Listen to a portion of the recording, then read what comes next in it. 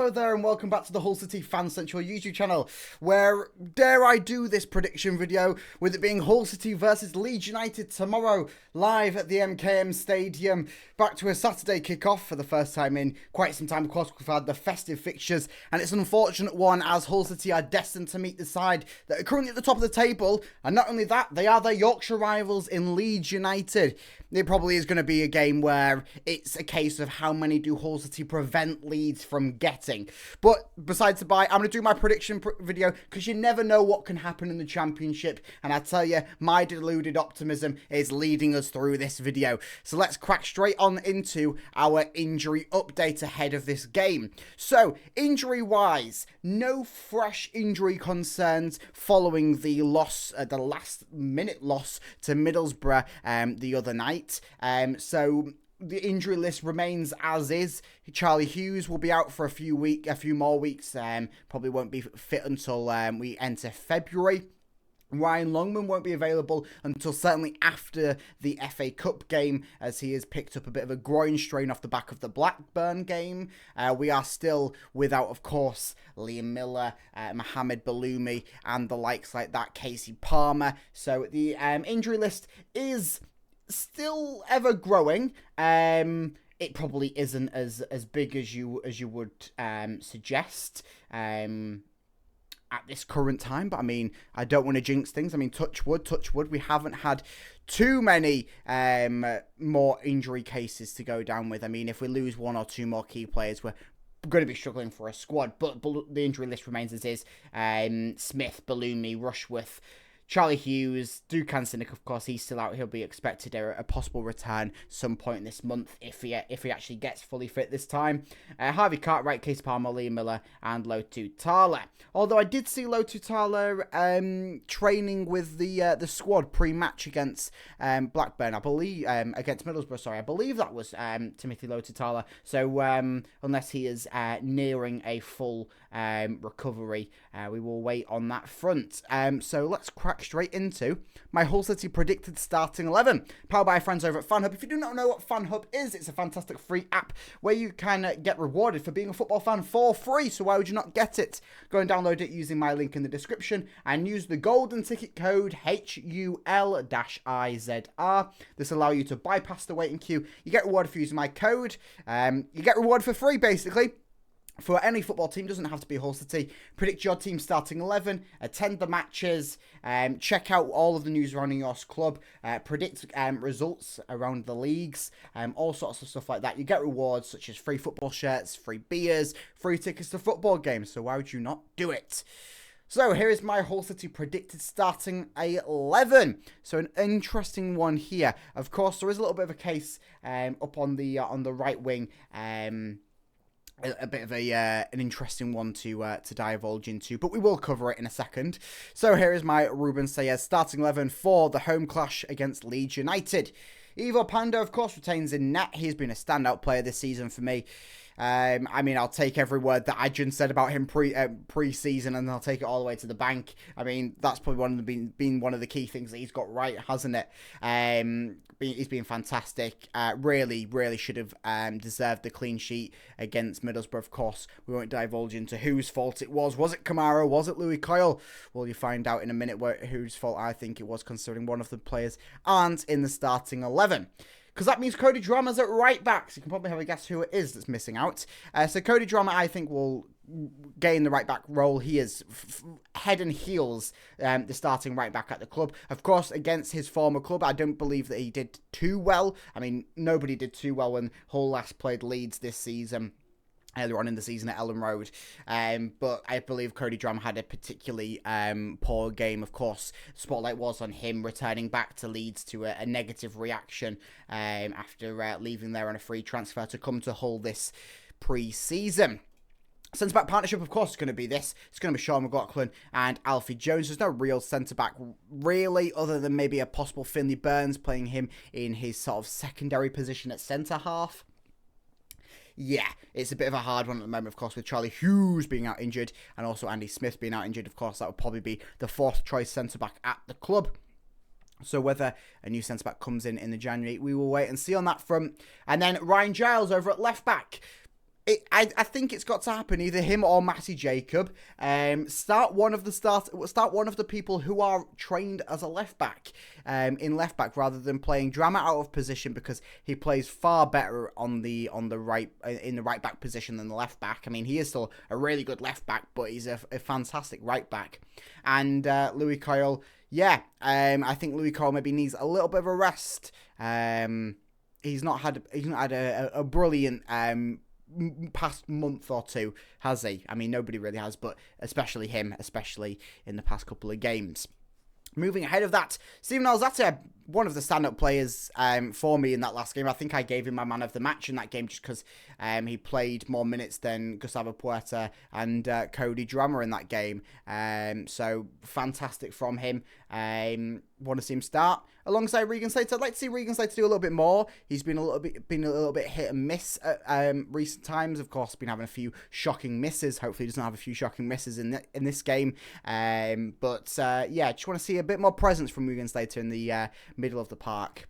Ahead of that, Gustavo Puerta. Want to see more minutes from Puerta. I don't know if he got pulled off due to some sort of fitness-wise, or whether it was a full tactical change or whatever, but loads of people were questioning the reason to bring off Puerta at halftime, because he was being a fantastic standout player in that first half for City.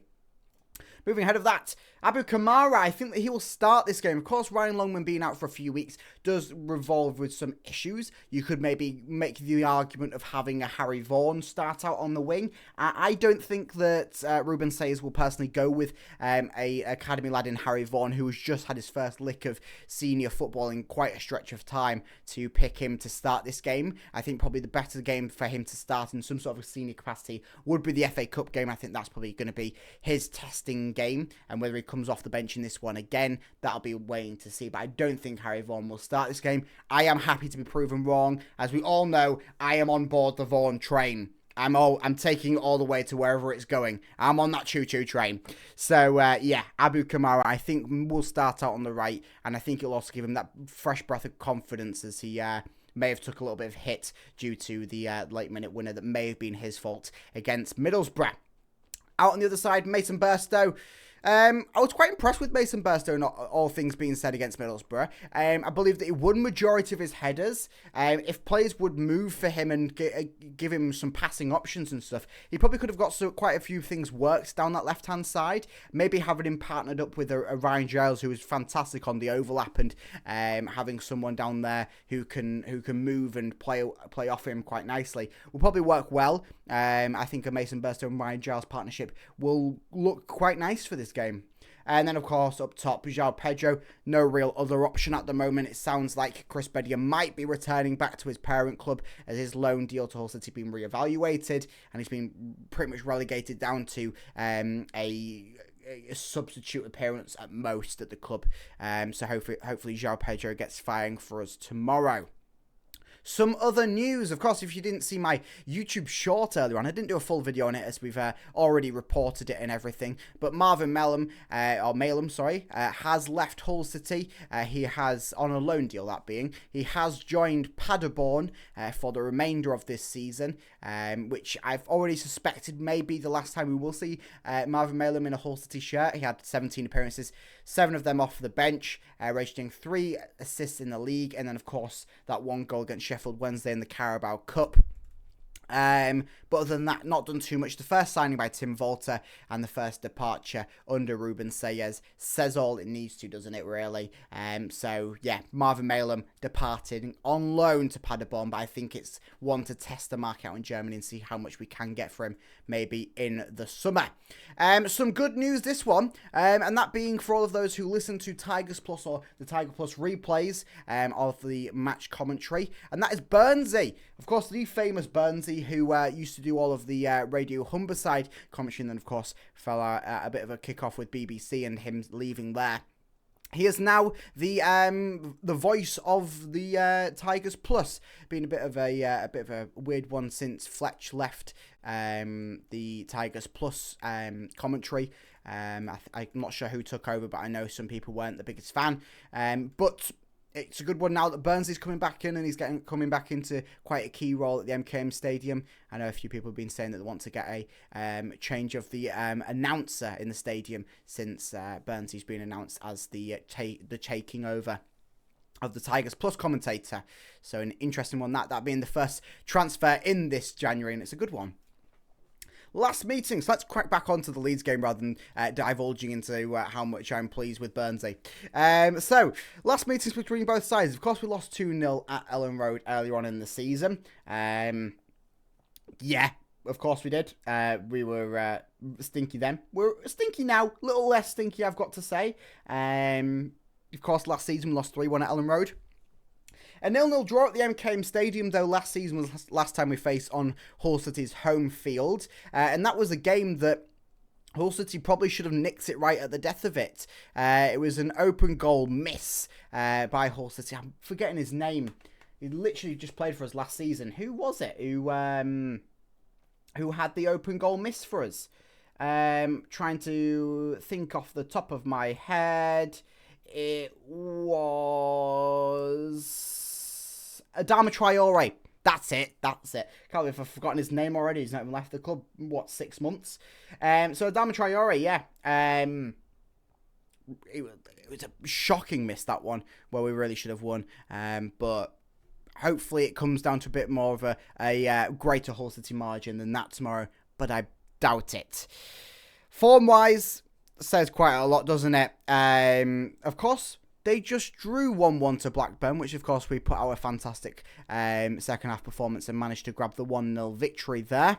Looking over the last 5 games, though, it is 3 wins and 2 draws, where our last 5 are looking at 2 wins and 3 losses. So, table-wise, yeah, it tells 2 different stories, doesn't it? Leeds up there firing high at the top of the league on 52 points. We're a whole 30 points beneath them, our Hull City in the relegation zone in 22nd place with 22 points.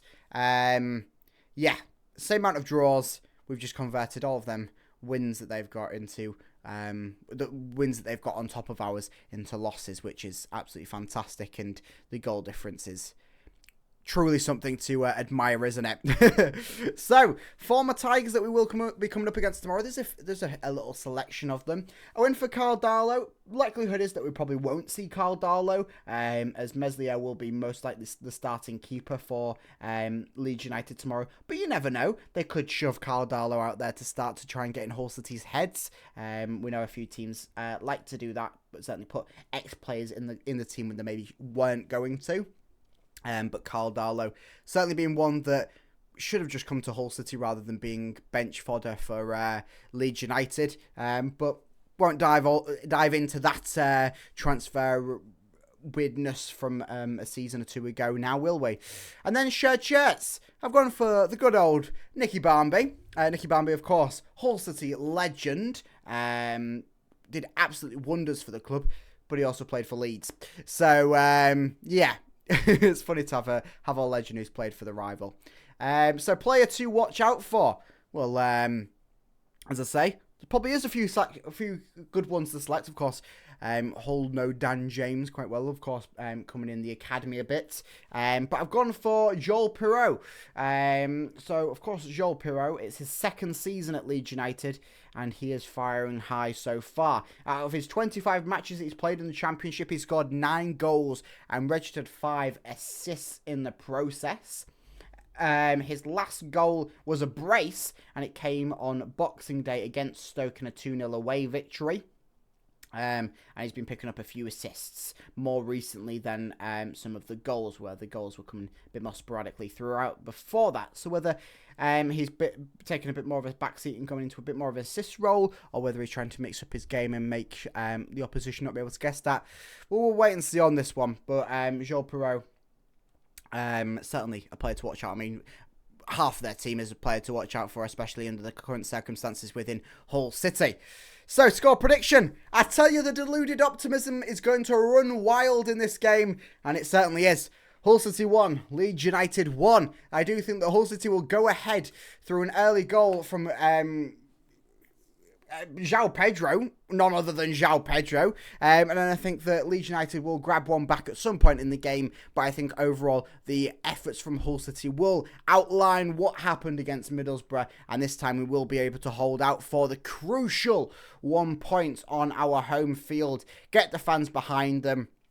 Silence out the away fans, of course, which will most likely be a sold out away end. But who cares? We're going to beat them. That's that photo of Adjanilla Jali. And I ask you to let me know down in the comments what your predictions are ahead of this game. Of course, I'm expecting quite a lot of Hull City losses. And I do think it is a case of how many will Hull City not concede. But it's a game in the Championship. Anything can happen, as I will be out with my vlog post-game tomorrow to get all of the footage from the game, reaction to whatever happens at the MKM Stadium, and all that and more. Stay tuned for tomorrow, and I also keep up to date on everything Hull City here on the HullCityFanCentral YouTube channel, so make sure that you like and subscribe. As I say, I'll keep you up to date on everything that's going on throughout this January transfer window, as one player's left already, and there'll probably be quite a few more to come in. Hopefully, if we're ever going to get away from this relegation battle. So I'll see you in the next video. Up the Tigers. Go on.